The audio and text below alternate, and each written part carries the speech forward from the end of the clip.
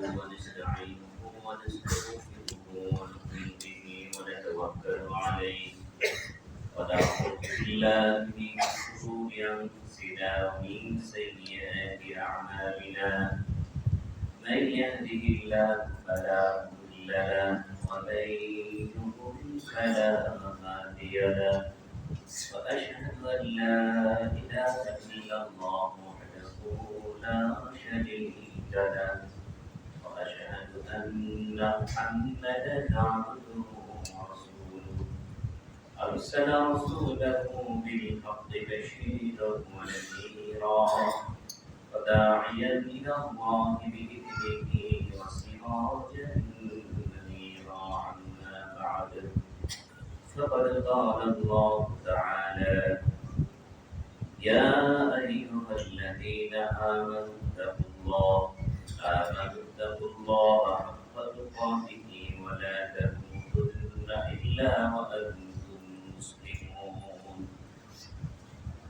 لقد قال الله تعالى يا أيها الناس اتقوا ربكم الذي خلقكم من نفس واحدة وخلق منها زوجها وبث منهما رجالا كثيرا ونساء واتقوا الله الذي تساءلون به والأرحام إن الله كان عليكم رقيبا فقد قال الله تعالى يا أيها الناس كلوا مما في الأرض حلالا ولا تتبعوا خطوات الشيطان إنه لكم عدو مبين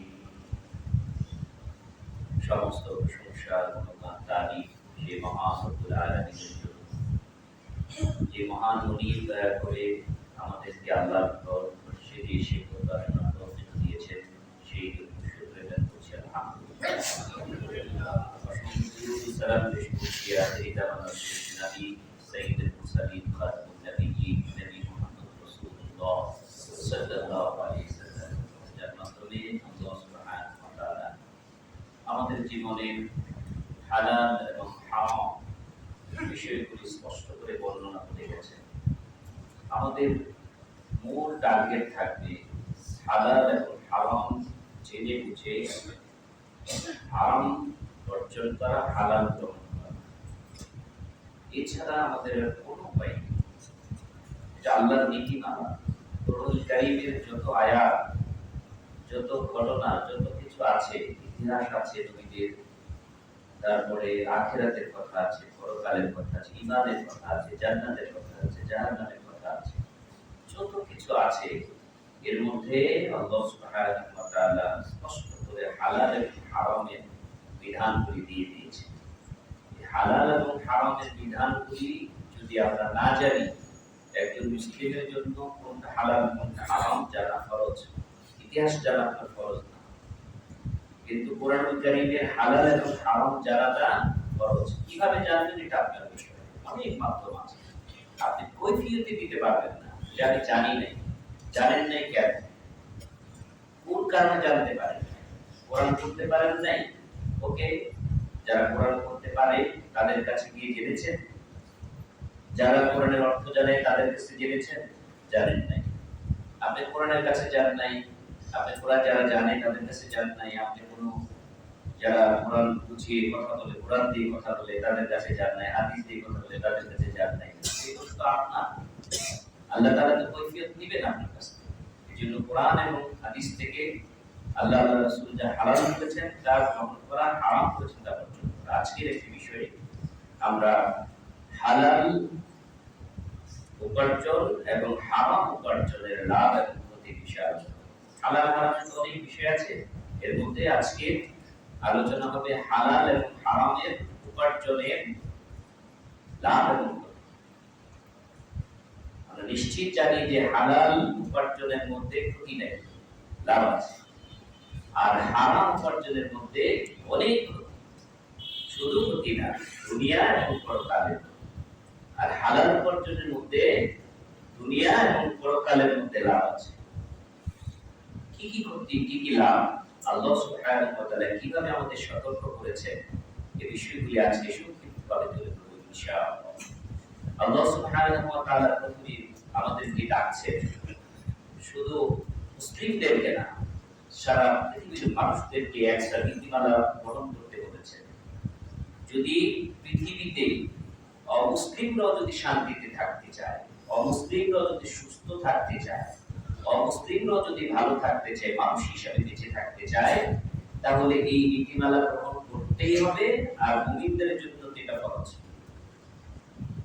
সেটা কি আল্লাহ সুবহানাহু ওয়া তাআলা বলছে, ইয়া আইয়ুহান নাস কুলু মিম্মা ফিল আরদি হালালান তাইয়্যিবা ওয়া লা তাত্তাবি'ু খুতুওয়াতিশ শাইতান ইন্নাহু লাকুম আদুউম মুবিন।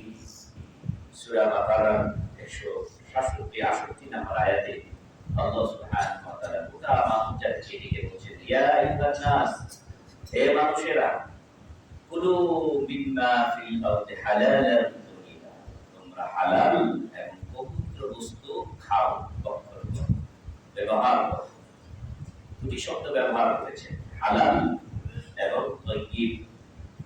আমরা যারা বিদেশে ভ্রমণ করি, তারা যখন যাই, বিশেষ করে যে দেশগুলি অমুসলিম দেশ, সেখানে গিয়ে হালাল ফুড খাদ্য আমরা খুঁজে বেড়াই। যারা ইমানদার তারা হালাল ফুড কোনটা এটা খুঁজে বেড়ায়। এটা দায়িত্ব, ইমানি দায়িত্ব। এবং হালাল ফুড তাইয়্যিব, বিশুদ্ধ খাবার, যেটা স্বাস্থ্যকর। এই বিশুদ্ধ খাবার এবং হালাল খাবার এটা শুধু মুসলিমদের জন্য কল্যাণকর নয়, অমুসলিম যারা তাদের জন্য কি কল্যাণকর। অমুসলিমদের জন্য বিশুদ্ধ পানি, বিশুদ্ধ খাবার আল্লাহ তাআলার বড় নিয়ামত। কারণ অমুসলিমদের কে খাবার? আল্লাহ তাআলা খাওয়ান। কাজেই আল্লাহ তাআলা নীতিমালা দিয়েছেন, যদি দুনিয়াতে থাকতে চাও, আর মুমিনদের সবচেয়ে বড় এক নম্বর প্রকাশ্য শত্রুর নাম কি? শয়তান। এজন্য আল্লাহ তাআলা বলছেন যে এই নীতিমালা গ্রহণ করতে তোমাকে যারা মুমিন তাদেরকে বাধা দিবে কে? তাদেরকে বাধা দিবে বলে তাত্তাবিউ খুতুওয়াতিশ শাইতান, শয়তান বাধা দিবে। এজন্য আল্লাহ সতর্ক করছেন, শয়তানের যত অবৈধ ইনকামের পথ আছে, উপার্জনের পথ আছে, হারামের পথ আছে, সেগুলি তোমরা অনুসরণ করো। বলে তাত্তাবিউ খুতুওয়াতিশ শাইতান, শয়তানের পদার্থ করো না। ইন্নাহু লাকুম আদুউম মুবিন, শয়তান তোমাদের প্রকাশ্য শত্রু। শয়তান দেখেন না, শয়তান তো দেখা যায়। আমি মনে করছি, আপনি মনে করছেন শয়তান শুধু জিনের মধ্যে আছে। শয়তান তো মানুষের মধ্যে আছে। মিনাল জিন্নাতি ওয়ান নাস, মানুষের মধ্যে আছে, জিনের মধ্যে আছে। তো মানুষ শয়তান তো প্রকাশ্যেই করে। যারা শয়তানের আমলগুলি দিয়ে ব্যবসা বাণিজ্য করে, অবৈধ পন্থায় উপার্জন করে, মানুষ রূপী শয়তান, তাও তো শয়তান। এই শয়তানগুলি আপনার মুমিনদের প্রকাশ্য শত্রু। এই সমাজ ব্যবস্থার প্রকাশ্য শত্রু হলো যারা হারাম উপার্জন করে, যারা প্রকাশ্য শত্রু। দেশ জাতি শত্রু, এক নম্বর শত্রু যারা হারাম উপার্জন করে। এজন্য আল্লাহ তাআলা বলছেন, ইয়া আইয়ুহাল্লাযীনা আমানু কুলু মিন তাইয়্যিবাত, তোমরা পবিত্র বস্তু খাও, মা রাযাকনাকুম, তোমাদেরকে যা আল্লাহ দিয়েছেন। এই রিজিক কার দেওয়া? আল্লাহ দেওয়া। আল্লাহ যে রিজিক দিয়েছেন, এই রিজিকের মধ্যে যা হালাল, এই বস্তুগুলি খাও, এই বস্তুগুলি গ্রহণ করো। আর শুকরিয়া আদায় করতে হবে কার? আশকুরু লিল্লাহ, আল্লাহ শুকরিয়া আদায় করো। আল্লাহ যে আমাকে আপনাকে হালাল বস্তু খাওয়াচ্ছেন, এটা আল্লাহর কাছে শুকরিয়া আদায় করতে হবে। যে এমন পজিশনে, এমন অবস্থায় আপনাকে আল্লাহ রেখেছেন যে আপনি হালাল বস্তু খেতে পারছেন। বিশেষ করে বাংলাদেশের মুসলমানদের তো শুকরিয়া আদায় করে শেষ করার না যে আমরা হালাল বস্তু খেতে পারছি। অনেক মুসলিম দেশের বাইরে গিয়ে হালাল বস্তু খুঁজে পায় না, বাধ্য হয়ে তখন হারাম ফুড খেতে হয়। আল্লাহ তাআলা আমাদেরকে একদম সহজ করে দিয়েছেন যে হালাল ফুড আমরা খেতে পারি। আর হালাল ফুড খাবো, কিন্তু হালাল উপার্জন যদি না হয়, তাহলে হালাল ফুডটাও কি হয়ে যাবে? হারাম হয়ে যাবে। মুরগি তো হারাম, জবাই করে আপনি খেলে হালাল, কিন্তু এটা চুরি করে যখন খাবেন তখন কি হয়ে যাবে? হারাম হয়ে যাবে। তাহলে হালাল হারামের এখানে বিষয়টা হচ্ছে উপার্জন এবং বস্তু। একদিকটা হচ্ছে উপার্জনের দিক দিয়ে হালাল হতে হবে, উপার্জনের দিক দিয়ে হালাল হতে হবে, আর বস্তুটা হতে হবে কি? তাইয়্যিব, পবিত্র বস্তু হতে হবে। মৃত প্রাণী খাওয়া কি হারাম, রক্ত পাওয়া কি হারাম, এগুলি খাবিস, এগুলি অপবিত্র, এগুলি আল্লাহ তাআলা আমাদের জন্য হারাম করেছেন। প্রতিবাদ আলাইহিম মাইতাতা ওয়া দামা ওয়া লাহমাল খিনজির, শুকরের গোশত হারাম করেছেন, রক্ত হারাম করেছেন, আল্লাহর নামকে কিন্তু জবাই করা পশু হারাম করেছেন, এগুলি অনেক হারাম করেছেন। আরেকটা কি, উপার্জনের ক্ষেত্রে হালাল এবং হারাম কি বিবেচনা, এটা হচ্ছে সবথেকে ইম্পর্টেন্ট। আমরা কোনটা হালাল কোনটা হারাম বস্তু মাছ, মুরগি, মাছ, মাংস এগুলি আমরা চিনি, যেটা হালাল এটা হারাম, এটা সাধারণ মানুষ চিনি। কিন্তু এখানে আমরা জেনে বুঝে কোনো হারাম বস্তু খাই না আলহামদুলিল্লাহ। কিন্তু হারাম উপার্জনের ক্ষেত্রে আমাদের এখানে অনেক শিথিলতা, অনেক উদাসীনতা, যে হালাল এবং হারামের বিবেচনা আমরা করি না। এজন্য রাসূল করিম সাল্লাল্লাহু আলাইহি সাল্লাম একটা সতর্কবাণী দিয়েছেন। কি বলেছেন? এমন একটি যুগ আসবে, এই হাদিসটা আপনারা শুনেন, ওয়ান আবি হুরায়রা রাদিয়াল্লাহু তাআলা আনহু, নবী সাল্লাল্লাহু আলাইহি সাল্লাম, আবু হুরায়রা থেকে রাসূল করিম সাল্লাল্লাহু আলাইহি সাল্লাম বলেছেন, ক্বালা ইয়াতি আলা নাসি জামান, এমন একটি জামানা আসবে, এমন একটি যুগ আসবে, যেই জামানায় লা ইউবালি মারউ মা আখাযা বিহু ওয়া আমিনাল হালালি মিনাল হারাম। আল্লাহ কত বাস্তব কথা বলে গেছে। এমন একটি যুগ আসবে, যে যুগে মানুষ কোনটা হালাল কোনটা হারাম উপার্জনের ক্ষেত্রে এটা কোনো বিবেচনাই করবে না, এটা কোনো তাওয়াক্কুই করবে না, তোয়াক্কুই করবে না। আসছে আমার পকেটে, বাস আমার হয়ে গেছে, পেয়েছি বাস আমার হয়ে গেছে, আমার কাছে আসতেই হলো, কোন পথে আসছে, এই হালাল হারামের বিবেচনাটা মানুষ ভুলে যাবে। বর্তমান যুগে আমি আপনি ইবাদতের ক্ষেত্রে যত না অ্যালার্ট, আমার সালাত সুন্দর হচ্ছে কিনা, সুন্নাত তরিকা হচ্ছে কিনা, আমার রিয়াদা, আমার সালাত সিয়াম হজ যাকাত এগুলি পারফেক্ট হচ্ছে কিনা, যতটা কিয়াম, যতটা আমরা কোরআন এবং সুন্নাহর অনুসারী আহলে হাদিস বলে দাবিও করি, কোরআন সুন্নাহর অনুসারীকে বলে আহলে হাদিস, এটা কোনো গোষ্ঠীর নাম না, এটা কোরআন সুন্নাহ যারাই মানবে, পৃথিবীর যে প্রান্তে থেকে কোরআন হাদিস সুন্নাহ মানবে, একজন মুসলিমের দায়িত্ব এটা, সেই আহলে হাদিস। নবী রাসূলদের যুগে, নবীর যুগে সাহাবীরা আহলে হাদিস ছিলেন, কোরআন সুন্নাহ মেনেছেন, আহলে হাদিস। আপনি আহলে হাদিস কোরআন সুন্নাহ মানলেন, আর কোরআন সুন্নাহ না মানলে শুধু মুখে আহলে হাদিস বলে সংগঠন বলে আহলে হাদিস হওয়া যায় না। তো এখন এই কোরআন সুন্নাহ মানতে গিয়ে আমরা ইবাদতের ক্ষেত্রে যতটা অ্যালার্ট, যে আমার সুন্নাহ মোতাবেক আমার সালাতটা হচ্ছে কিনা, কিন্তু উপার্জনের ক্ষেত্রে এতটা অ্যালার্ট যতটা। আমি তো আলহামদুলিল্লাহ এখন নিয়মিত সুযোগ করে দিয়েছেন আল্লাহ তাআলা, প্রতিদিন বিকাল 3:30টায় দেশ টিভিতে লাইভ করছি বিভিন্ন মাদানী আলেমদের নিয়ে, আলহামদুলিল্লাহ। সেখানে অধিকাংশ প্রশ্ন আসে আপনার ইবাদতের ক্ষেত্রে, যে সালাতের মধ্যে কি এই সেই এগুলি, কিন্তু হালাল উপার্জন হারাম উপার্জনের বিষয়ে কারো প্রশ্ন নেই, কোনো প্রশ্ন নেই, যে কিভাবে হালাল উপার্জন কি হারাম, এই প্রশ্ন নেই। অথচ আল্লাহ তাআলা, আল্লাহ নবী বলেন, এমন একটা যুগ আসবে, যে যুগে মানুষ হালাল হারামের বিবেচনা করবে না, আসছেই।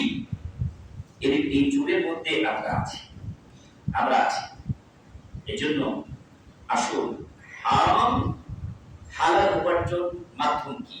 হালাল উপার্জনের মাধ্যম হচ্ছে হালাল বস্তুর ব্যবসা করা, হালাল বস্তুর ব্যবসা করা, হালাল ফুড, হালাল বস্তু, যে কোনো হালাল বস্তুর ব্যবসা হালাল। হারাম খাদ্য, হারাম ফুড, হারাম মালের ব্যবসা কি হারাম। এটা একটা নীতিমালা, যে হালাল হারাম। ধরেন আপনি শুকরের গোশত বিক্রি করেন, শুকর খান না, কিন্তু শুকরের গোশত কি করেন, বিক্রি করেন, তাহলে কি এটা কি? এই ব্যবসা হারাম।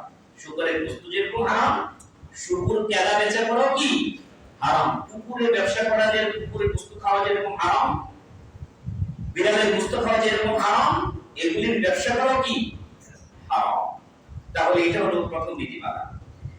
এরপরে আসেন, তো এইটা যে হালাল ব্যবসা করতে হবে, যেটা হালাল বস্তু, হালাল বস্তু দিয়ে আপনি যদি ব্যবসা করেন, বাদাম, ছোট ব্যবসা, কিন্তু কি বাদাম বিক্রি করা কি হালাল, কলা,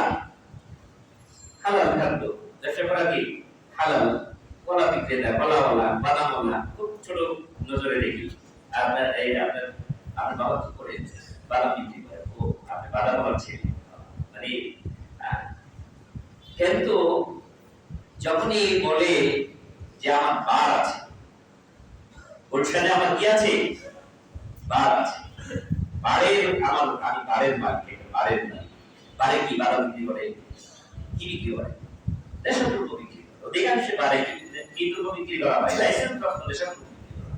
অথচ সমাজের এলিট পার্সন একটা পার্সন সে নিজেকে মনে করে এবং তার একটা গ্রহণযোগ্যতা আছে।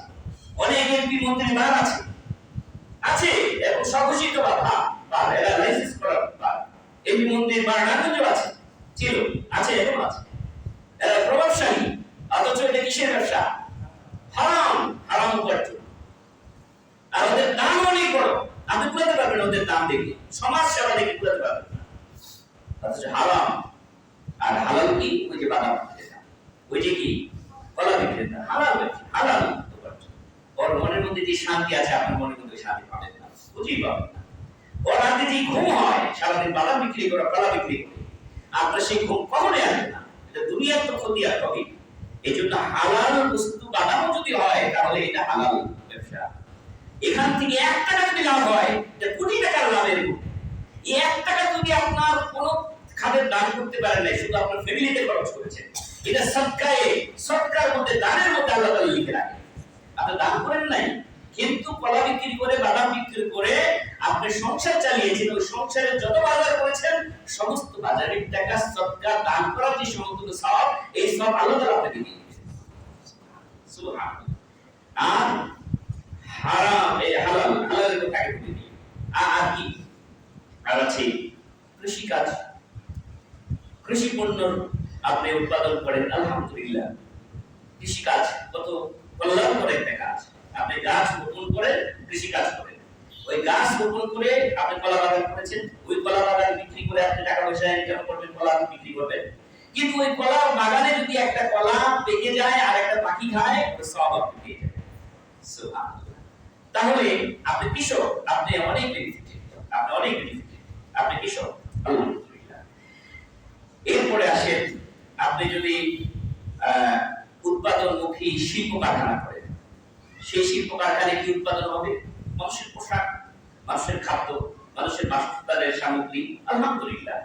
কিন্তু সেই শিল্প কারখানায় যদি মদ হয়, জর্দা হয়, গুল হয়, সেই শিল্প কারখানায় যদি উৎপাদন হয়, এগুলি হয়, তাহলে সেই শিল্প কারখানাকে হালাল না হারাম।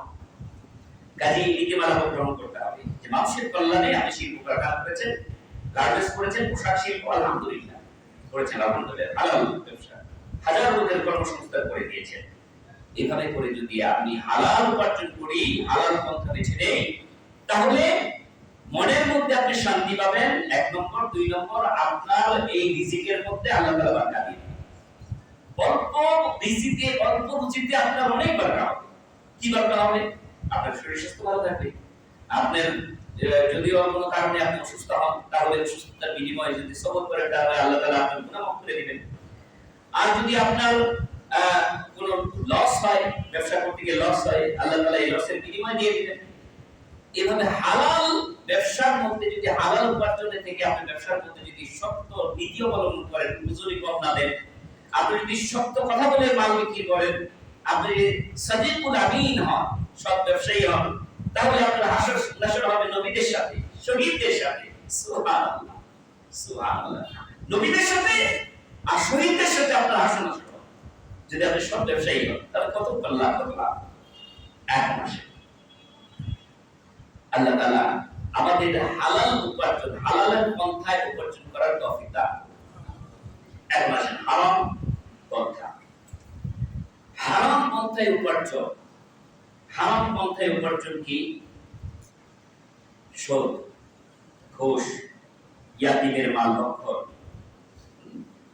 মদ, জুয়া, লটারি, মুক্তির সামগ্রী বিক্রি করা, জেনা, মিথ্যা সাক্ষী, চুরি, ডাকাতি, তারপরে অবৈধ ব্যবসা, তারপরে অবৈধ ব্যবসা মানে মিথ্যার আশ্রয় নিয়ে ব্যবসা। এই ধরনের কাজ যারা করে, এই ধরনের উপার্জনের মাধ্যম যারা নিয়ে নিয়েছে, জেনা, ব্যভিচার, এবং এটা একদম নিষিদ্ধ করে দিয়েছি, লাইসেন্স করে দিয়েছি যে কি দেহ ব্যবসা, এটা আমার নামও দিয়েছি ব্যবসা। দেহ দিয়ে নারীরা ব্যবসা করবে, এটা নাম দিয়েছি কি ব্যবসা দিয়েছি। নাউযুবিল্লাহ, এটা কি হারাম, এর উপার্জন হারাম। এরপরে বর্তমান লেটেস্ট বর্তমান যুগে উপার্জনের অন্যতম মাধ্যম হচ্ছে কাপড় দিয়ে টিকটক বানানো। কাপড় হচ্ছে স্বামী স্ত্রী, স্বামী স্ত্রী স্বামী স্ত্রী অভিনয় করে, নিজেরা কাপড় নিজেরা স্বামী স্ত্রী তারা অভিনয় করে বিভিন্ন ভাবে এই মিডিয়ার মাধ্যমে এগুলি দিয়ে ইনকাম হচ্ছে। এবং যুবক ছেলে বিশেষ করে ছাত্ররা, এটা বলে তো ছাত্র কেটে যায়, ছাত্ররা টিকটকে এখন খুব এগিয়ে আছে, তাদের ইনকাম সোর্স হচ্ছে টিকটক। এই যে টিকটকে কি আপনি কি দেখেন? হ্যাঁ, টিকটকে সব অবৈধ না। যদি আপনি কোরআন সুন্নাহ দিয়ে কোনো কিছু প্রচার করেন টিকটকের মাধ্যমে, আলহামদুলিল্লাহ, যদি উপার্জন হালাল হয় তখন করতে পারেন। কিন্তু যেগুলি নাকি আপনার নাচ গান সমাজকে, যুবকদেরকে অবৈধ পথে এবং তাদের চরিত্র হরণের সহযোগিতা করছে, এমন টিকটক যারা বানাচ্ছে নিজের স্ত্রীকে পৃথিবীর সামনে ওপেন করে দিয়ে তারপরে তারা ইনকাম করছে, এগুলি হারাম, এগুলি হারাম। বর্তমানে এই যুগে এটা হচ্ছে সবচেয়ে বেশি ইনকামের একটা ওয়ে। তাহলে ওদিকে আমি যাচ্ছি না, একটু সিরিয়ালে নামটা বলেছি। সিরিয়ালে বলেছি কি হারাম উপার্জন, যেটা রন্ধে রন্ধে সমাজের এই মসজিদে আমি সহ এমন কেউ নাই যে এখান থেকে বেঁচে থাকতে পারার সাহস আমরা করতে পারছি। জানা অজানা, কখনো জেনে বুঝে কখনো অজান্তেই এই হারামের মধ্যে ঢুকে গিয়েছি। তার নাম কি? তার নাম হচ্ছে সুদের ইনকাম। সুদের মাধ্যমে ইনকাম, এটা একদম জেনে বুঝে আমরা ঢুকে পড়েছি। এখানে আল্লাহ তাআলা বলছেন, একটা নীতিমালা দিচ্ছেন, ইয়া আইয়ুহাল্লাযীনা আমানু লা তা'কুলু আমওয়ালাকুম বাইনাকুম বিল বাতিল ইল্লা আন তাকুনা তিজারাতান আন তারাদিন মিনকুম। আল্লাহ তাআলা বলছেন সূরা নিসার 29 নম্বর আয়াতে, ইয়া আইয়ুহাল্লাযীনা আমানু, হে ঈমানদাররা, লা তা'কুলু আমওয়ালাকুম, তোমরা পরস্পরের কাছ থেকে বাতিল অবৈধ পন্থায়, বাতিল মানে কি অবৈধ পন্থায় তোমরা কারো কাছ থেকে সম্পদ কেড়ে নিয়ে অবৈধ পন্থায় নিজের কাছে এনে তোমরা ভক্ষণ করো না, ভোগ করো না, ইল্লা আন তাকুনা তিজারাতান, ব্যবসা ছাড়া। ব্যবসা ছাড়া তোমাদের অন্যের পকেট থেকে টাকা আনতে পারবা, এটার মাধ্যম কি? জায়েজ মাধ্যম কি? ব্যবসা। আর নাজায়েজ মাধ্যম বাতিল। যত বাতিল পন্থা আছে, এই বাতিল পন্থার মধ্যে অন্যতম হচ্ছে সুদ। সুদের মাধ্যমে আপনার অন্যের টাকা আপনার পকেটে আসে। এই সুদের ব্যাপারে আল্লাহ তাআলা কি বলছেন? সুদ যারা খায় এবং সুদ যারা দেয়, এই সুদের মাধ্যমে উপার্জনের দুনিয়াতে তো ক্ষতিগ্রস্ত হবেই, সবচেয়ে বড় ক্ষতিগ্রস্ত হবে কিয়ামত। আল্লাহ তাআলা বলেন, আল্লাযীনা ইয়াকুলুনা রিবা লা ইয়াকুমুনা ইল্লা কামা ইয়াকুমুল্লাযী ইয়াতাখাত্তাবু আশ-শাইতানু মিনাল মাস, যালিকা বিআন্নাহুম ক্বালু ইন্নামাল বাই'উ মিছলু রিবা ওয়া আহাল্লাল্লাহু আল-বাই'a ওয়া হাররামা রিবা। সূরা বাকারা 57 নম্বর আয়াতে আল্লাহ তাআলা বলেন, হে ঈমানদাররা, আল্লাযীনা ইয়াকুলুনা, যারা ইয়াকুলুনা রিবা, যারা সুদ খায়, যারা এই সুদ খাবে তাদের অবস্থা কি হবে? কিয়ামতের দিন এমন ভাবে দাঁড়াবে, শয়তান খোঁচা দিলে যেরকম পাগল হয়ে যায়, এরকম সেই এমন ভাবে দাঁড়াবে যে পাগল হয়ে গেছে। কেন এই শাস্তি? সবাই বুঝবে এটা সত্য, তখন সেন্স নেই, পাগলের মতো উদ্বাস্তের মতো ঘুরছে। কিয়ামতের দিন সবাই বুঝবে যে তাকে পাগল বানিয়ে দিয়েছে শয়তান। কেন? ওই যে আমি আগের আয়াতে বললাম যে বাতিল পন্থায় তোমরা, আল্লাহ তাআলা বললেন বাতিল পন্থায় অন্যের সম্পদ নিজের পকেটে দিও না। তাহলে কোন পন্থায় নেওয়া যাবে? ব্যবসা করে নেওয়া যাবে। এটা বলেছেন না আল্লাহ তাআলা যে ব্যবসা করে নেবে।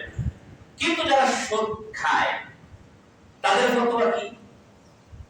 তাদের ফতোয়া, যে ফতোয়ার কারণে, তাদের এই মন মানসিকতার কারণে, তাদের এই বক্তব্যের কারণে এই সমাজ থেকে সুদ উঠে না, তাদের বক্তব্যের কারণে এই শাস্তিও তাদেরকে দেওয়া হবে। সেই বক্তব্যটা কি ছিল? যালিকা বিআন্নাহুম ক্বালু ইন্নামাল বাইউ মিসলু রিবা। হুজুর কি ওয়াজ করেন? আরে যারা ব্যবসা করে তারাও টাকা খায়, তারাও টাকার লাভ নেয়। আমি সুদের ব্যবসা করি, সুদ টাকা দেই, এটাও তো একটা ব্যবসা। সুদটাও কি একটা ব্যবসা? আমি তো মাগনা টাকা দেই না, আমিও তো টাকা খাই। আমি টাকা দেওয়াই, আমি টাকা দেওয়ার মাসে মাসে টাকা দেই, তাহলে আমিও তো ব্যবসা করি। তাহলে এই সুদের ব্যবসা যারা করে তারা এটাকে কি মনে করে বলেন তো? ব্যবসা মনে করে। তারা কি মনে করে? ব্যবসা মনে করে। আর এই তাদের এই ধারণার কারণে তাদের এই শাস্তি হবে। তোমরা কি ব্যবসা মনে করছো এটা? এটা তো এই ব্যবসার মতো তো আমি ইঙ্গিত দেই না যে ব্যবসা করে হালাল হবে আর সুদ খেলে হারাম হবে। তা তুমি যে বলছো, এই আমি তো আপনারা ব্যবসা করেন, চাল ডাল কিনে ব্যবসা করেন, আমি তো টাকা ওটো ডাল চাল ডাল কিনে তো ব্যবসা আপনারা ইনভেস্ট করছেন না, আমিও তো ইনভেস্ট করছি। আমার তো একটা ব্যবসা, আমার তো লাভ লস আছে। কত মানুষ টাকা নিয়ে টাকা দেয় না, আমার তো লস আছে। কি যুক্তি? এই সমস্ত যুক্তি দিয়ে যারা এই ব্যবসা চালু রাখবে তাদের অবস্থা আমাদের ময়দানে এরকম। শুধু তাই না, সুদের ব্যবসা যারা করবে, সুদের মাধ্যমে যারা ইনকাম করবে, তাদের ভয়াবহ শাস্তি হচ্ছে আল্লাহর রাসূল সাল্লাল্লাহু আলাইহি সাল্লামের পক্ষ থেকে অভিশাপ। অভিশাপ কি? অভিশাপ আন জাবির ইবনে আব্দুল্লাহ রাদিয়াল্লাহু তাআলা বলে, লাআনা রাসূলুল্লাহ সাল্লাল্লাহু আলাইহি সাল্লাম, রাসূল সাল্লাল্লাহু আলাইহি সাল্লাম লানত করেছেন, অভিশাপ দিয়েছেন কাকে? আকিলু রিবা ওয়া মুকিলাহু, যারা সুদ খায় এবং সুদ গ্রহণ করে। আর কি? ওয়াকাতিবাহু, যে সুদের লেখক, এই সুদ খায় না, সুদ দেয় না, কি করে? দুজনের মধ্যে চুক্তিটা লিখে দেয়। দুজনের মধ্যে কি কত টাকা সুদ দিয়েছে, কত টাকা সুদ দেবে, এটা কি করে? সুদ লিখে দেয়। লেখো ও শাহিদি, এবং সাক্ষী দেয় যে আমি সাক্ষী রাখলাম আপনি এত টাকা সুদ দিয়েছেন, এত টাকা মাসে মাসে দেয়া দিবেন, এটা সাক্ষী। এই ধরেন আপনি সুদ খান না, কিন্তু আপনাকে সাক্ষী বানিয়েছে। আপনি ওই লেখক, সুদের কারবারের লেখক, আপনি শুধু ওই গদিতে চাকরি করেন, যে গদিতে সুদের ব্যবসা করে ওই গদিতে আপনি লেখালেখি চাকরি করেন। আপনি সুদ খান না, আপনি মহাজন সুদ খায়, সুদ নেয়, কিন্তু আপনি কোনোদিন সুদ খান না, কিন্তু সুদের ঘরে চাকরি করেন।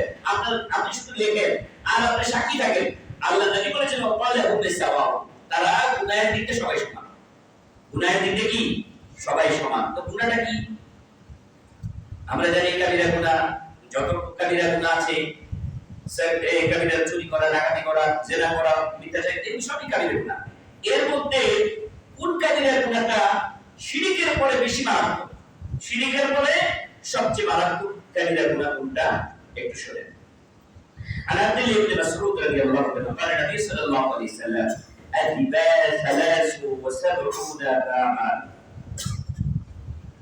সুদের মধ্যে একটা দুইটা 73টি গুনাহ আছে। কতটি গুনাহ? সুদের মধ্যে একটা দুইটা গুনাহ না, কয়টা গুনাহ আছে? মানে 70, 71, 72, 73টি গুনাহ আছে।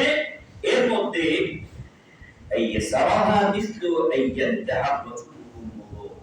সবচেয়ে ছোট গুনাহটার নাম হচ্ছে যে তার নিজের মাকে সে বিবাহ করে। এটা কি কেউ কল্পনা করে যে আমার মাকে বিবাহ করব? নিজের মাকে বিবাহ করা হালাল না হারাম? মাকে বিবাহ করা যেরকম হারাম, সুদের 73টা গুনার সবচেয়ে ছোট গুনাহ হচ্ছে মাকে বিবাহ করা, এরকম হারাম। আর বড় গুনাহ কেমন হবে? আর কি? আর আব্দুল্লাহ ইবনে হানজালা রাদিয়াল্লাহু তাআলা قال قال رسول الله صلى الله عليه وسلم درهم ربا يأكله الرجل وهو يعلم أشد من 36 سنة.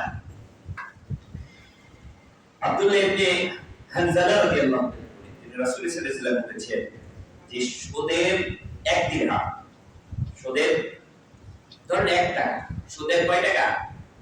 1 টাকা যদি কেউ কোন পুরুষ কোন মানুষ যদি খায়, নারী হোক পুরুষ হোক, সুদের ব্যবসায় 1 টাকা 1 দিরহাম যদি খায়, যদি সে জেনে বুঝে খায় অথবা না জেনে, জেনে এবং না জেনে যদি খায়, ইয়াকুলু রাজুলু ওয়া ইয়ালামু আশুদ্দু বিসিনাতিন 30 সিনা, যে 36 বার জেনা করার চাইতো মারাত্মক গুনাহ হচ্ছে জেনা। কি 36 বার জেনা করার চাইতো মারাত্মক গুনাহ নাম কি? সুদ। 36 বার জেনা করলো যে ব্যক্তি, তার চাইতো মারাত্মক গুনাহ কয় দিরহাম? 1 দিরহাম। আর মাসে আপনি হাজী সাহেব কত টাকা খাচ্ছেন সুদের ব্যাংকে টাকা রেখে? কি করেন হাজী সাহেব? না এখন কিছু করি না, এখন অবসরে আছি, অবসরে আসছি, ব্যবসা বাণিজ্যের ভেজাল ভালো লাগে না, এখন ব্যাংকে টাকা রেখে দিয়েছি, আমি এখন মাঝে মাঝে ইন্টারেস্ট পাই। ওটার নাম দিয়েছি কি? ইন্টারেস্ট। সুদ বলতে নারাজ হাজী সাহেব। হাজী সাহেব বলছি ইন্টারেস্ট পাই, মাসে মাসে ইন্টারেস্ট পাই। আর সালাতের সবার সামনে আকারে কাতারে এসে তারপরে উনি বসেন আর বলেন যে আমি ব্যাংক থেকে ইন্টারেস্ট খাই, আমি সুদ খাই না। এটা কোন ব্যাংক? যে ব্যাংক শরিয়া সম্মত চলে না, একদম ঘোষিত সুদী ব্যাংক। ঘোষিত সুদী ব্যাংক যারা চাকরি করে, এই চাকরির টাকা হারাম। এই সুদী ব্যাংকে যারা টাকা রাখে, এই লাভ হারাম।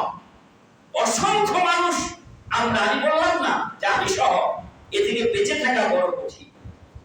এমন এক জামানা আসবে আপনি সুদের আপনি খাবেন না, কিন্তু ধুলাবালি হলো আপনার নাক দিয়ে ঢুকবে।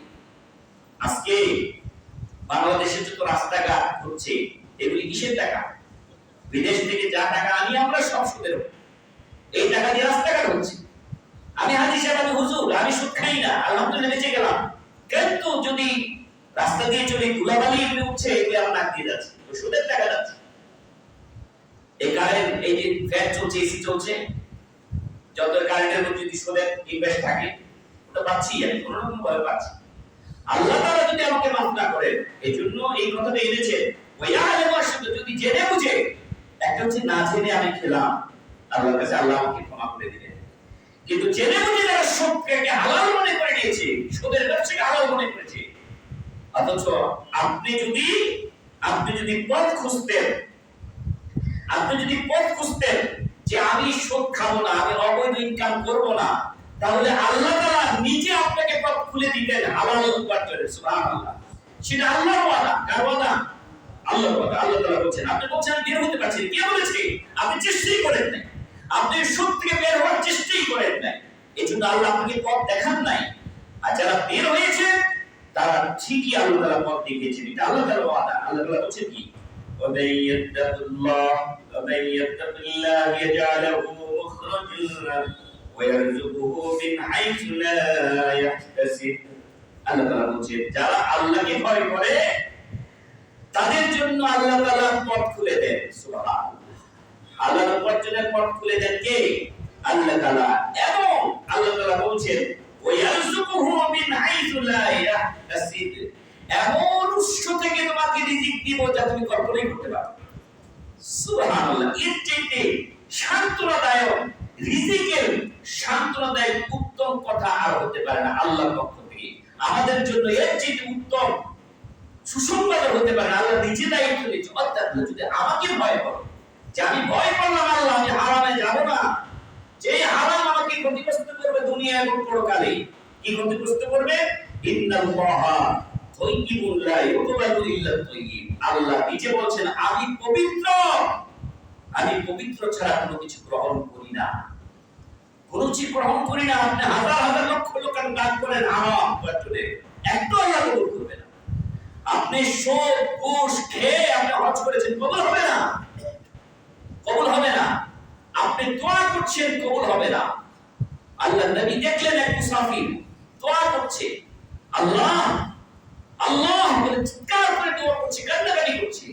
তার মুদির চেহারা কেউ দেখলেই মনে হবে যে অবশ্যই এই লোকের দোয়া কবুল হবে, কারণ মুদির চেহারা, মুদির কাপড়, তার ছিন্ন ছিন্ন একটা অবস্থা, অসহায় মানুষ, সে দোয়া করছে, অবশ্যই দোয়া কবুল হবে। আল্লাহ নবী বলেন, সবাই বলছে এই দোয়া কবুল হবে যেভাবে দোয়া করছি। আল্লাহ নবী বলেন, কিসের দোয়া কবুল হবে? যার খাদ্যে হারাম ভেজাল, খাদ্যের মধ্যে হারাম, যার পোশাকের মধ্যে হারাম, যার শরীরের মধ্যে হারাম ঢুকে আছে, তার দোয়া কিভাবে কবুল হয়? আমি আপনি হারাম খেয়ে যে শরীর গঠন করছি, আমার সন্তানের, আমার বাচ্চা কাচ্চাদের যে শরীর গঠন করছি, এই শরীর গঠন করে আমি কোথায় যেতে চাই? জান্নাতে যেতে চাই। একটু শুনে রাখেন। আর কাবে ইবনে উকবাতা রাদিয়াল্লাহু তাআলা রাসূলুল্লাহ সাল্লাল্লাহু আলাইহি সাল্লাম লা ইয়াদখুলুল জান্নাতা জাসাদুন খাসি বিল হারাম।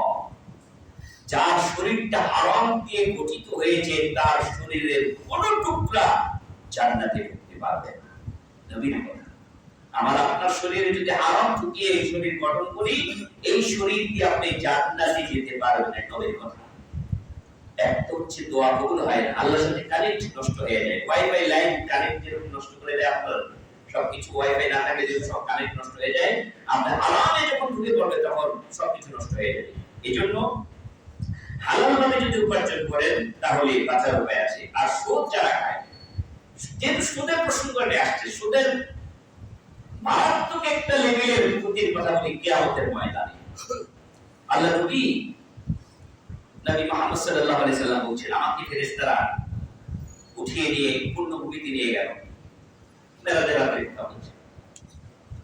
আমি তাকিয়ে দেখি একটা পুকুর, ওই পুকুরের মধ্যে শুধু রক্ত আর রক্ত। রক্তের পুকুরের মধ্যে একজন সাঁতরাচ্ছে, মাঝখানে চলে গেছে। ওই মাঝখান থেকে সে কিনারে উঠতে চাচ্ছে, রক্তের সেই অভিশপ্ত জায়গা থেকে সে কিনারে উঠতে চাচ্ছে, কিন্তু পারে বসে একজন বসে বড় পাথর নিয়ে বসে আছে, বড় বড় পাথর নিয়ে বসে আছে। ওর ডিউটি হচ্ছে যখনই সে চেষ্টা করছে এদিকে আসতে পারে উঠতে, তখনই যখন কাছাকাছি চলে আসছে, পাথর নিয়ে এমন সজোরে আঘাত করছে যে আঘাতের কারণে তার মাথা রক্তাক্ত হয়ে এবং ছিন্ন ভিন্ন হয়ে আবার সেই পাথরে আঘাতে আঘাতপ্রাপ্ত হতে হতে হতে হতে আবার মাঝখানে চলে গেছে, কিনারে আসতে পারছে না। এরকম যতবার চেষ্টা করছে ততবারই কাজ হচ্ছে, ততবার শাস্তি হচ্ছে। আল্লাহ নবী অবাক কাণ্ড দেখে বলছেন, এই কঠিন শাস্তি দেখে বলছেন, কে কাকে এরকম সাজা দেওয়া হচ্ছে যে বারবার এখান থেকে বাঁচতে চায়, অথচ পাথর দিয়ে তাকে আঘাত করে সেই তাকে আবার মাঝখানে ফেলে দেওয়া হয়। কে? আল্লাহ নবীকে বলা হলো, ইয়া রাসূলুল্লাহ, কেউ না, এটা হচ্ছে যারা পৃথিবীতে সুদ খেত, সুদের ব্যবসা, তাদেরই শাস্তি। কাজে আমার ভাইয়েরা, মায়েরা, অনেক মহিলাও সুদের ব্যবসা, অনেক মহিলা মায়েরা আছেন সুদের ব্যবসা। এই সুদ হারাম, চিরতরে হারাম। আজকে যদি আপনি সুদ থেকে বাঁচতে চান, তাহলে একটা পথ আছে। আপনি কোথাও যদি সুদে টাকা লাগিয়ে থাকেন, ওই টাকাটা শুধু আপনি নিতে পারবেন। যত লাভ আছে, যদি ব্যাংকে রেখে থাকেন, ব্যাংকের লাভ তুলে ফেলেন, তুলে সওয়াবের নিয়ত ছাড়া বিল করে দেন। গরিব জায়গায় কোথাও বিল করে দেন, সব নিয়ত করা যাবে। আর একটা টাকাও, 1 লাখ টাকা রাখছেন, 1000 টাকা লাভ হয়েছে, একটা টাকা যদি খান, 36 বার জেনা করার চেয়ে মারাত্মক জেনা হবে আপনার আমলনামায়। একটা টাকা যদি খান, মাকে বিবাহ করার হারামের গুনাহ হবে আপনার, এটা 73 ভাগের 1 ভাগ। আপনি যদি একটা টাকা খান, কিয়ামতের ময়দানে আপনাকে এভাবে ওই রক্তের নদীতে আপনাকে সাঁতরাতে হবে।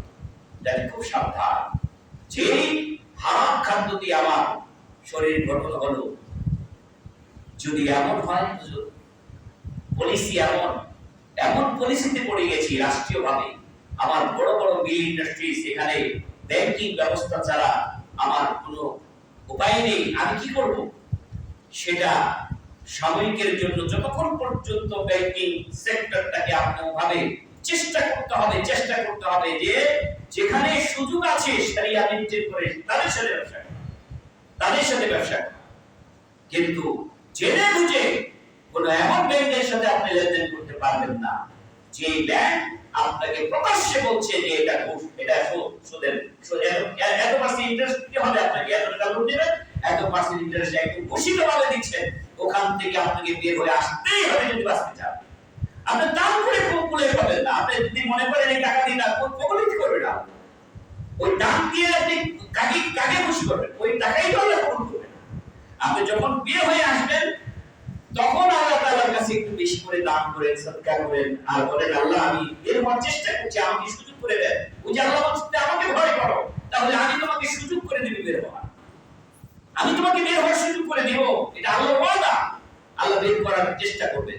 হারাম ভাবে সুদ, তারপরে আছে ঘুষ, ঘুষের ছায়া, চাকরি। ঘুষ হচ্ছে এমন এক জিনিস যেটা মানুষকে নষ্ট করে দেয়। আপনি উপযুক্ত, আপনি যে লেভেলের চাকরি করছেন সেই উপযুক্ততা আপনার আছে, কিন্তু আপনাকে না দিয়ে আপনার চাকরি অন্যকে দিয়ে দিচ্ছে শুধু ঘুষের কারণে। এই ঘুষ যারা দিচ্ছে সবাই অপরাধী। এভাবে করে হারাম যত উপাদান আছে, হারামের যত বিজনেস আছে সব ছেড়ে দিতে হবে। কারণ কি, আপনি কি মনে করেন যে আপনি এই দুনিয়া থেকে পরকালে যাওয়ার পরে আপনার কোনো জবাবদিহিতা নাই? কঠিন জবাবদিহিতা। কি জবাবদিহিতা আছে? আল্লাহ তাআলা প্রথমে আপনাকে আটকিয়ে দিবেন। কি আটকিয়ে দিবেন? কোথায় আটকিয়ে দিবেন? কিয়ামতের ময়দানে আপনাকে আটকিয়ে দিবেন এই বলে যে যতক্ষণ পর্যন্ত তোমরা বেশি না 5টা প্রশ্ন উত্তর দাও। কয়টা প্রশ্ন? 5টা প্রশ্নের উত্তর যতক্ষণ না দিবে, আল্লাহ নবী বলেন ক্বাল লা ইয়াজালু কদামা ইয়াউমাল কিয়ামাতি মিন ইনদি রাব্বিহি হাত্তা ইয়াসআলু আন খামসি। যতক্ষণ পর্যন্ত 5টা প্রশ্নের উত্তর না দিলে এক কদম অগ্রসর হতে পারবে। কোথায় যাও? দাঁড়াও, 5টা প্রশ্নের উত্তর দিয়ে যাও।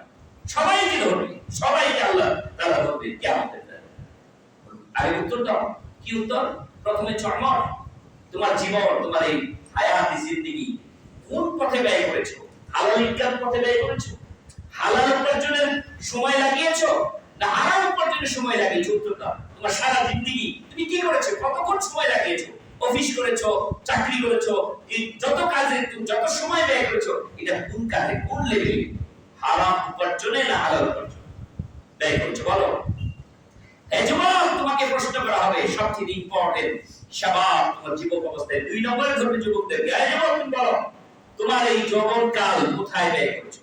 কোন পথে তুমি টেন্ডারবাজি, সাদাবাজি, মানুষের চাঁদার টাকা দিয়ে তুমি সংসার তোমার এই যৌবন কাটিয়েছো? চাঁদা নেওয়ার জন্য তোমার শক্তি ছিল, সামর্থ্য ছিল, এই জন্য তোমার ভয়ে চাঁদা দিয়েছো। ওরা মানুষ চাঁদা দেবে না, ওরা মানুষের কাছে চাঁদা নেবে না, এক ঘাটে ফেলে দিবে। কিন্তু তোমার যুবক, টাটকা যুবক, তুমি চাঁদার জন্য তল করেছো, চাঁদা চেয়েছো, বিল্ডিং করে চালালো, বাসা করে চালালো, মানে চাঁদা আর চাঁদা, গাড়ি চালাই চালালো, মানে যা করবে তুমি যুবক, কয়েকজন যুবক মিলে বাস যুবক ব্যাস কি তোমরা চাঁদা তুলেছো। এই টাকার এই যে যুবক বয়সটা কোন পথে ব্যয় করেছো? চাঁদাবাজিতে? কোথায় ব্যয় করেছো? বলো বলো বলো বলো, উত্তর দাও। আমাদের যুবকরা কি সবাই উত্তর দিতে পারবে? আমাদের সমাজে যুবকরা আছে, যুবদল, যুবলীগ, যত দল দল বানিয়েছি, হ্যাঁ, বিভিন্ন দলের নামে যুবকদেরকে বানিয়েছি। আলহামদুলিল্লাহ, আমার ইসলাম ধর্মের সুবহানে হাদিস আছে, ওটা কি? ওটাও যুবকদের সংগঠন। এই শুধু সুবহানে হাদিস বলে যদি আবার ওরা সাদাবাজি করতে হবে হবে না। তাহলে যুবক, যখন তুমি যুবক শ্রেণী থাকো, তোমার সময়টা হচ্ছে সবচেয়ে ইম্পর্টেন্ট সময়। মানুষ যখন যুবক হয় তখন বিয়ের বয়স হয়, তখন দায়িত্ব নিতে হয়, তখন বাবা মার খেদমত করতে হয়। একটা যুবকের যুবককালে অনেক কিছু, যখন যুবক হলে তোমার বাবা মা বৃদ্ধ হয়ে গেছে, যখন তুমি যুবক তখন ইনকাম করার বয়স, যখন তুমি যুবক তখন লেখাপড়া শেষ, কর্মসংস্থান হবে। এই বয়সে তুমি যদি তুমি সঠিক খাতে সঠিক সময়টা সঠিক সিদ্ধান্ত, হালাল ইনকাম না হারাম ইনকামে তুমি সময় দিবে, যদি না করতে পারো কিয়ামতে আটকে যাবে, আটকে যাবে, দিনেই আটকে যুবক বয়সে। এরপরে কি? এরপরে বলবে তুমি উপার্জন কাসা, তুমি উপার্জন করেছো কিভাবে? এই উত্তর দাও। শুধু উপার্জন করেছি বলেই আমার পকেটে টাকা আসছে আর আমি যেভাবে দিই সেভাবে ব্যয় করবো হবে না। এরপরে উত্তর দাও, তুমি কোন পথে ব্যয় করেছো? কোন পথে ব্যয় করেছো? একটা হলো আর্ন করেছো, আর একটা কি? খরচ করেছো। এই ইনকামের উত্তর দাও, ব্যয় করার উত্তর দাও। যেভাবে খুশি হালাল উপার্জন করেছো আলহামদুলিল্লাহ, কিন্তু ব্যয় করতে কি কি সমান একটা আনছো, দাও উত্তর দাও। সমান একটা আনছো, দাও উত্তর দাও, উত্তর দাও। তারপরে এই যে আজকে আলোচনা হলো, আমি আপনি যে আলোচনা করে শুনলাম, আল্লাহ জিজ্ঞেস করবেন এই সুদের ব্যাপারে, ঘুষের ব্যাপারে, চাঁদার ব্যাপারে, যত হারাম ইনকাম আছে এগুলি যে শুনেছিলে, এগুলি কি আমল করেছিলেন? যা জেনেছো এই ব্যাপারে কি আমল তোমার জীবনে করেছো, বাস্তবায়ন করেছো? উত্তর দাও। এই উত্তরগুলি কি আমার আপনার রেডি আছে? আমার আপনার জীবনে কি উত্তরগুলি রেডি আছে? একবার নিজেকে প্রশ্ন করুন। আর বাস্তব আমার জন্য করছি, আপনাদের জন্য আমি আমাকে নসিহত করছি। আমার কাছে কি উত্তরটা রেডি আছে? আমার জীবনটা, আমার যৌবনটা কোন কাজে আমি ব্যয় করছি, কোন কাজে ব্যয় করছি? যদি বেশি অধিকাংশ সময় দিনের দায়ী কাজে ব্যবহার করে থাকি, দিনে ইলম অর্জন করার ব্যবহার করে থাকি, যদি হয়ে থাকে আলহামদুলিল্লাহ বেঁচে যেতে পারে। এর মধ্যে মানুষ হিসেবে ত্রুটি থাকবেই, আমার সবাই ত্রুটি আছে, ত্রুটি হতেই পারে। ত্রুটি না হলে ক্ষমা চাইবো কি? ক্ষমা কাকে করবে আল্লাহ? আমাদের সবাই তো ভুল আছে, কিন্তু কোন পরিমাণটা কতটুকু বেশি? ভুলটা কখন কিভাবে করেছি? স্বেচ্ছায় করেছি না শয়তান প্ররোচনায় করেছি, নাকি আমার মনের নফসের আম্মারায় করেছি? কি কারণে করেছি? এটা দেখবেন কি? আল্লাহ জানেন, আমার আপনার অবস্থা জানেন। কোন অবস্থায় আমি এগুলি করেছি, অন্যায় পথে আট করেছি, কোন কোন কারণে? বাধ্য হয়ে নাকি নিজের স্বেচ্ছায় করেছি? যদি বাধ্য হয়ে করে থাকি তাহলে হয়তো আল্লাহ আমাকে ক্ষমা করে দেবেন। আর তো নিজের খায়েশ, নিজের ইচ্ছায় যদি করে থাকি তাহলে তো আল্লাহ যদি দুনিয়াতে আমি চেষ্টা করি আল্লাহকে মাফ করে দাও, আমি বের হতে চাই, আল্লাহ তাআলা সুযোগ করে দিবেন। কিন্তু আমরা সামাজিকতার কারণে, ফ্যামিলির কারণে, সংসারের কারণে অনেক সময় আমরা পারি না। বিশেষ করে মায়েদেরকে বলবো, একটা ছেলে যখন সৎভাবে জীবনযাপন করতে চায় তখন হয়তো আপনার যতটুকু চাহিদা ছিল মা, আপনার স্বামীর কাছ থেকে সেই চাহিদাটুকু আপনি পাচ্ছেন না। আপনার স্বামীর দায়িত্ব ছিল আপনি স্বামী যা খাওয়াবে আপনি তা খাওয়ানো, যা করবে তা করানো, আপনাকে আদর স্নেহ ভালোবাসা দেওয়া। কিন্তু তার ব্যস্ততার কারণে, তার হালাল ইনকামের কারণে সে আপনাকে সময় ঠিক মতো দিতে পারছে না। আপনার সে চাহিদা মোতাবেক আপনাকে খাবার, খাদ্য এবং আপনার বাসস্থানের ব্যবস্থা সে করতে পারছে না। এতে করে আপনি মনতুষ্ট এবং আপনি বারবার তাকে দিচ্ছেন যে দেখো না, সে যদি ইনকাম করতে পারে তুমি কেন পারে?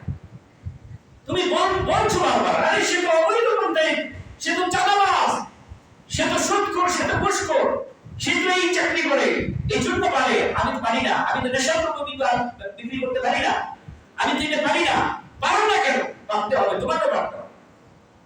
কিন্তু যদি আমার মায়েরা যদি একটু হেল্প করতেন যে তুমি সবভাবে 1 টাকা এনে দাও আমার ঘরে, আমি শান্তিতে থাকবো, যদি এই হেল্পটা করতেন বাবা, মেয়েরা যদি বলতো বাবা আপনার হারাম টাকা আমাদের ঘরে আপনার, ছেলেরা যদি বলতো বাবা আমাদের হারাম টাকার দরকার নাই, তোমাকে সুদখোর বলবে, ঘুষখোর বলবে, তোমাকে নেশাদ্রব্যের বিক্রেতা বলবে, আমরা এটা সহ্য করব না বাবা, আমরা চাই না হারাম। ছেলেদের মেয়েদের এই ভূমিকা বাবার সাথে আপনার রাখা উচিত।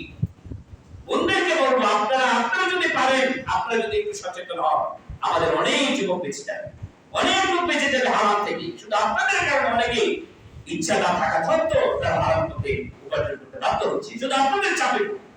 মায়েরা আপনারা যতটুকু হালাল ভাবে আল্লাহ তাআলা বরকত, এর মধ্যে আপনারা বরকত পাবেন। আল্লাহ তাআলা আমাদের হালাল ভাবে উপার্জন এবং হারাম মধ্যে উপার্জন থেকে বেঁচে থাকার তৌফিক দান করুন।